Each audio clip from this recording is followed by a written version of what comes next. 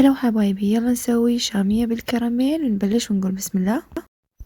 نقدر على النار خليت زيت، وبعد ما حمى خليت شامية كمية تقريب كوب، وخليت عليها ملعقة ملح، وراح أظل أخلطهم لحد ما تكون الشامية عندنا جاهزة بهاي الطريقة. ومن بعدها نجهز الكراميل.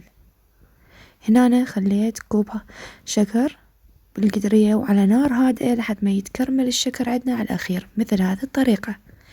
راح نخلي ملعقتين زبد لحد ما يذوب، نخلطهم خلط زين، ومن بعدها نجيب الشامية ونخليها ونخلطها وياها، ومن وراها نصبها وناكلها وألف عافية. طبعا جربوها راح تدمنوها. أني أسويها تقريبا كل يوم، خاصة للأطفال يحبوها بكثرة. شوفوا شكلها يشهي ومقرمش. أنصحكم تجربوها، وقلت لكم بالأخص للأطفال وللسهرات بالليل كلش طيبة. ولهنا أقولكم في أمان الله ورعايته.